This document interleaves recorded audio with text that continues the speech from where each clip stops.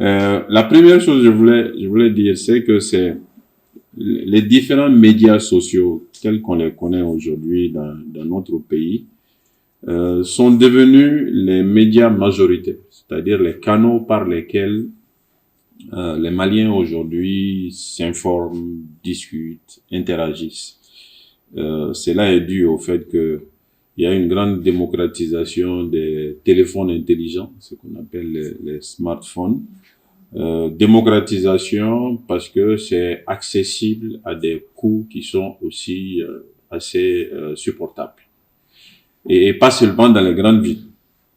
Moi, je parcours le pays régulièrement et partout où je vais, dans les villages les plus reculés, même les villages qui sont difficilement accessibles physiquement, il y a quelque chose qui vous frappe, c'est le fait que presque tout le monde dispose d'un téléphone portable.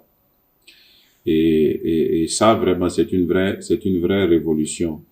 Et comme ces médias permettent d'avoir de l'information directement consultable et à des conditions économiques supportables, ben, ils se sont développés. La couverture du pays en réseau de télécommunications aussi a facilité cela. Il y a un autre élément qui facilite sans doute le développement des médias sociaux, c'est que il n'y a pas beaucoup de filtres, je vais dire ça comme ça. Presque tout le monde est devenu producteur d'informations. Et tout le monde est devenu producteur d'informations, diffuseur d'informations. Donc pratiquement, nous avons autant de journalistes que de citoyens. Et ça, pour un pays de communication comme le nôtre, c'est une aubaine extraordinaire. Au Mali, je crois que le nombre de téléphones portables qui circulent, c'est presque autour de 15 millions, si ma mémoire est bonne. Pour une population de 20 millions et une population adulte de moins de 15 millions, si on a plus de 15 millions de téléphones, c'est quand même, c'est un élément remarquable. Je pense que ces deux facteurs ont fait que ces médias se sont imposés comme les médias principaux. Nous avons toujours les médias classiques, la radio, la télévision, mais on s'informe et on interagit, on communique plus à travers les réseaux sociaux. Et quand on dit les médias sociaux, vous avez Facebook, vous avez Instagram, vous avez Twitter, vous avez aussi les applications de communication comme WhatsApp, Signal, Telegram. Vous avez le classique qui a constitué ceux par lesquels nous avons tous commencé, c'est-à-dire Internet et les sites, avec les blogs. Tous ces médias et tous ces réseaux sont utilisés plus ou moins. Vous avez des réseaux plus professionnels comme LinkedIn et d'autres types de réseaux. Maintenant, pour nous, politiques, en quoi c'est intéressant? Je pense que la première raison, c'est que le politique, c'est quelqu'un qui cherche de l'audience. C'est-à-dire, il essaie de toucher le plus grand nombre de personnes pour convaincre le plus grand nombre de personnes à le soutenir. C'est ça le propre du politique, puisque le politique, c'est chercher à arriver au pouvoir pour mettre en œuvre ses idées. Et en démocratie, on arrive au pouvoir après que les citoyens se soient prononcés. Il y a des zones du pays où on n'a pas besoin que les citoyens se prononcent. Il y a une personne qui est là. Que vous le voulez ou pas, la personne est là. C'est un peu différent. Dans notre contexte, de manière générale en Afrique, ce sont les élections qui s'imposent. Et pour qui veut avoir de l'audience, ben, il faut qu'il puisse toucher le plus grand nombre de monde. Et comme le plus grand nombre de monde utilise ces canaux, ben, forcément, que vous le vouliez ou pas, il faut que vous alliez sur ces canaux. C'est vrai que il y a certains contextes, et je pense que c'était même le cas dans notre pays jusqu'à il y a 5-6 ans, on a eu l'impression que la population était en avance sur les hommes politiques en matière d'utilisation des médias sociaux. Et ça aussi, ça s'explique par le fait que nous avons une classe politique qui est assez vieillissante, qui ne connaît pas à l'origine ces outils, et donc qui a dû faire beaucoup d'efforts pour pouvoir se convertir à ces outils. Maintenant, aujourd'hui, vous n'avez pas de leader politique de certaine envergure qui n'a pas, lui, ses propres canaux de communication à travers ces médias. Donc, la première raison, c'est que pour que nous puissions avoir accès à l'audience, pour que nous puissions avoir accès aux citoyens, il faut qu'on aille dans leur domaine de définition, il faut qu'on aille là où les citoyens sont actifs. Et comme ils sont actifs sur ces médias, les hommes politiques vont dans ce sens. La deuxième raison, pour des politiques comme moi, qui privilégient les idées, qui privilégient les projets, qui privilégient la conviction, et qui ne sont pas des politiques classiques au sens du terme. C'est-à-dire, le classique veut dire des politiques qui sont essentiellement actifs à l'occasion des campagnes électoraux. Ces politiques ont encore plus besoin des médias sociaux que d'autres. Parce que si vous voulez convaincre, il faut toucher. Et si vous voulez convaincre, il faut toucher suffisamment de temps tôt avant les consultations pour que les gens puissent avoir de la conviction. Donc, ça fait que nous, qui privilégions ces idées, qui privilégions ces projets, qui privilégions la conviction, qui privilégions la rupture, le changement, nous avons encore plus besoin d'utiliser ces médias que d'autres, qui sont plus peut-être classiques. On entend quelques semaines des élections, on sort avec des sacs d'argent, on distribue et ainsi de suite. Il y a encore beaucoup d'acteurs politiques qui sont sur ces segments. Nous, nous sommes sur autre chose et donc nous avons encore plus besoin de pouvoir toucher les populations et les populations en permanence et les populations en profondeur et les populations pour les convaincre de pouvoir suivre les chemins que nous souhaitons tracer. Je pense que ça explique pourquoi sans doute des politiques comme moi, il y en a d'autres, utilisons beaucoup plus les réseaux sociaux que d'autres, utilisons beaucoup plus les médias sociaux que d'autres. Maintenant, quels sont les médias que nous utilisons? Je l'ai dit tout à l'heure, il y a d'abord ce qui est classique, c'est-à-dire le site Internet. Nous avons presque tous commencé par ça. Moi, j'ai personnellement un site qui est animé par une équipe. Ensuite, nous sommes allés un peu plus vers les sites interactifs de nature blog. Et après, nous sommes entrés dans le cadre des médias sociaux, Facebook, Twitter, avec des pages. Après, vous avez Instagram et les applications WhatsApp, Signal, Telegram et autres. Et vous avez évidemment aussi le email classique. C'est-à-dire une adresse, arrobase, pour pouvoir recevoir et émettre des informations. Tous ces canaux de communication, nous les utilisons en temps réel. Pour illustrer simplement ce que je suis en train de vous dire, c'est que vous avez quelqu'un de mon équipe qui est là, qui est en train de nous filmer. C'est vrai, il est arrivé en retard, mais il est quand même là.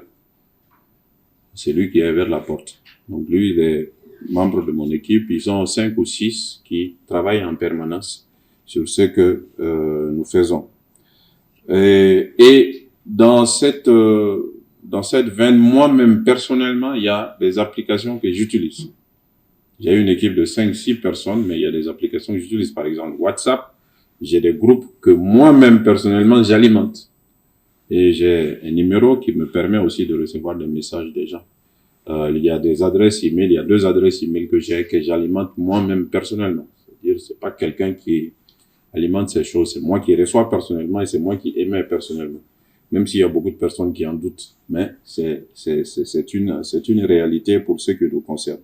Maintenant, qu'est-ce qu'on communique? On émet des images, des sons, des textes que nous envoyons à nos différents réseaux.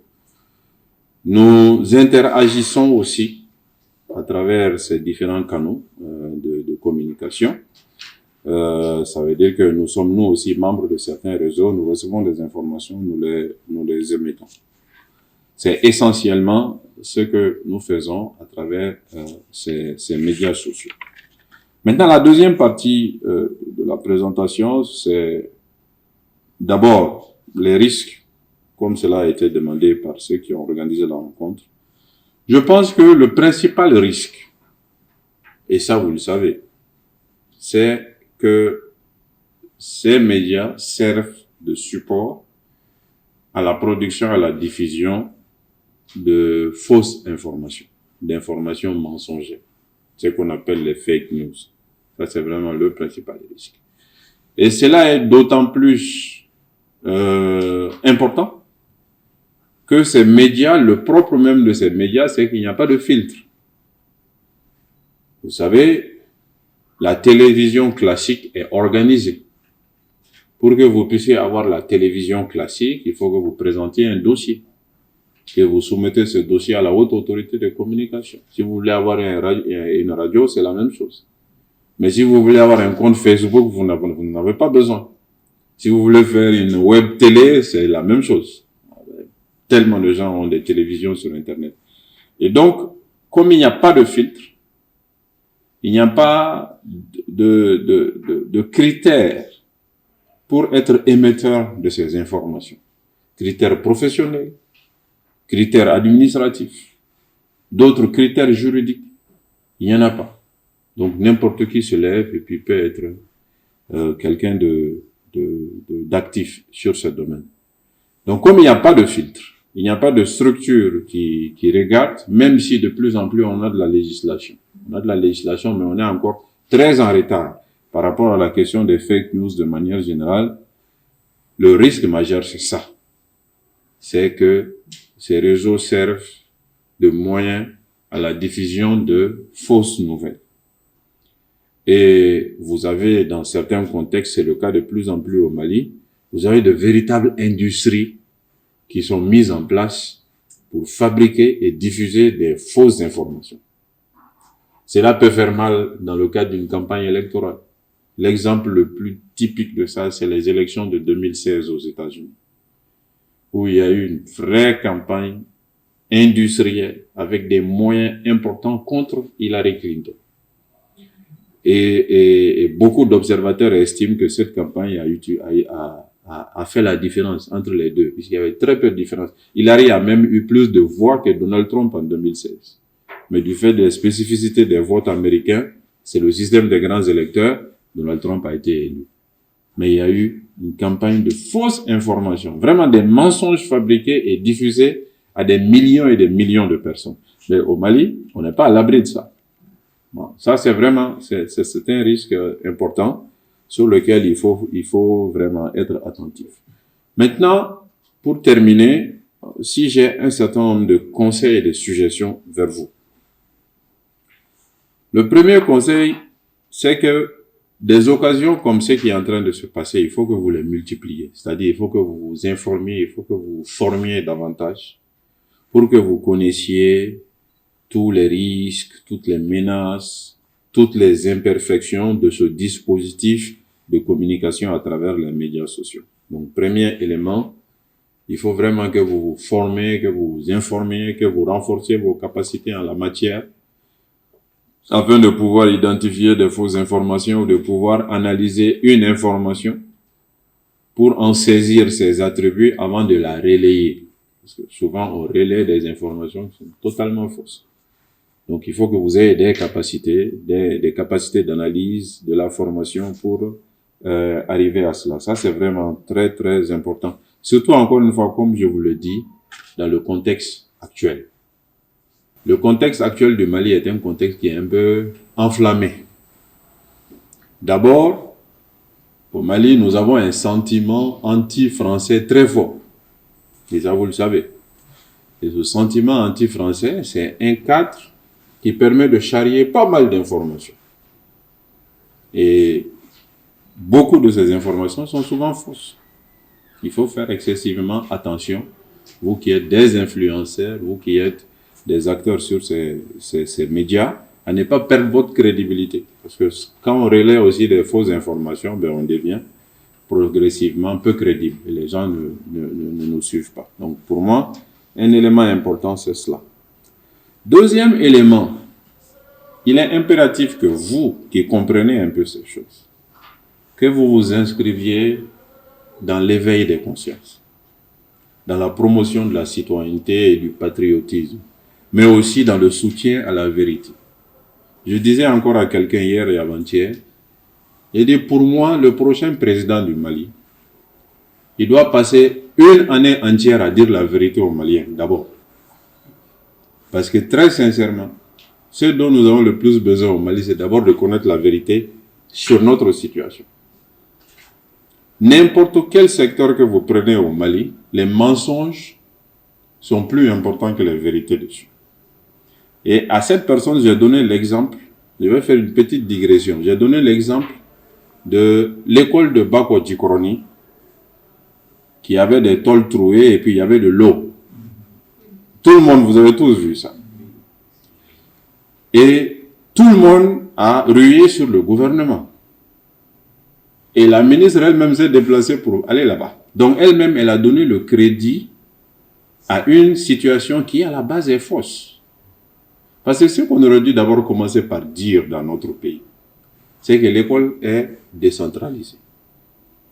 L'école relève plus de la mairie que du gouvernement. Et ça, c'est depuis 2002 dans notre pays.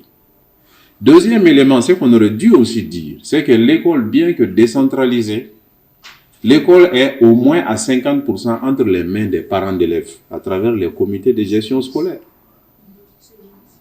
Les comités de gestion scolaire de toutes les écoles du pays, c'est eux qui reçoivent les frais de scolarité des enfants. Le fonds ADAR, ça c'est l'État qui envoie. Ils reçoivent d'abord les frais de scolarité des enfants. 1.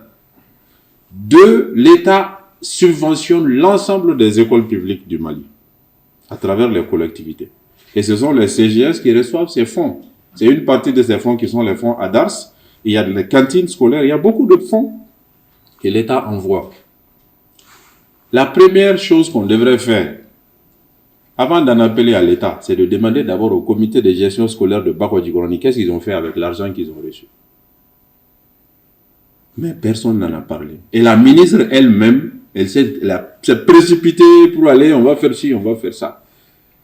Et n'importe quel domaine de notre pays que vous prenez, vous allez voir que le mensonge a déjà fini de couvrir la vérité. Aucune collectivité humaine ne progresse dans le mensonge. Il faut d'abord qu'au Mali, dans tous les domaines, on connaisse d'abord la vérité. Si on connaît la vérité, en ce moment, on va identifier la solution pour avancer. Mais tant qu'on est dans les mensonges, on n'ira nulle part. Parce qu'on va aller dans les directions qui sont fausses, et les directions fausses ne mènent nulle part. Et les médias sociaux ont amplifié ce phénomène du mensonge qui couvre la vérité dans notre pays. De la sensation qui est au-dessus de la raison. Et nous sommes d'autant plus focalisés sur ces informations qu'elles sont sensationnelles. Vous avez aussi une information qui circule sur le pétrole à Kidal. Il y a même un qui dit, ah voilà, maintenant là, le Mali là, on a le Koweït. Et les gens ne se rendent pas compte, ce n'est même pas le Mali. Mais ça là, ça suffit pour certains déjà pour dire, bon voilà, on a le pétrole à Kidal, on n'a rien à faire, on doit s'asseoir simplement, les milliards vont nous tomber dessus, on va s'en sortir. Et quand ça ne vient pas maintenant, on va dire c'est la faute du président. C'est très important ce que je suis en train de vous dire. Les médias sociaux ont amplifié cette machine à vulgariser le mensonge. Le mensonge, il plaît parce qu'il déresponsabilise. Et il fait des boucs émissaires. Mais le mensonge ne mène nulle part. Si le pays est en train de tourner en rond, c'est parce qu'on est en train de prendre le vrai pour le faux et le faux pour le vrai.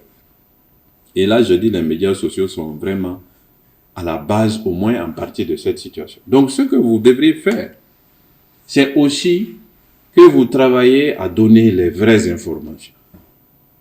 Même si vous cassez l'ambiance. Parce que généralement, la vérité casse l'ambiance. La vérité, elle est difficile à entendre. Mais privilégiez la vérité. Dites aux citoyens, attention, ce qu'on est en train de vous dire là, ça c'est faux pour telle raison. Et souvent, vous-même, vous savez la vérité, mais vous refusez de le dire parce que souvent, il n'y a pas d'audience dans la vérité. Plus c'est sensationnel, plus les gens y sont, plus c'est mensonger, plus c'est gros, plus il y a de l'audience. Donc, je pense que le second élément, il faut vraiment que vous travaillez sur ça, sur la citoyenneté, sur la conscientisation des citoyens, sur le fait de lutter contre la fraude aux élections, sur le fait que les citoyens arrêtent de prendre des 1000 francs, des 2000 francs pour voter. Tous ces segments-là, vous les influenceurs, vous avez un rôle important en la matière. Je pense que ça, c'est le second conseil. Le troisième conseil, essayez d'être indépendant. Et si vous ne l'êtes pas, ayez l'honnêteté de le dire. Essayez d'être indépendant, ça veut dire quoi? Ça veut dire que ne soyez dans aucun parti, ne soyez avec aucun candidat, gardez votre objectivité. Et si jamais vous êtes avec un candidat, parce que ça arrive aussi, parce que certains d'entre vous peuvent avoir un contrat avec un candidat et autres, ayez l'honnêteté de le dire.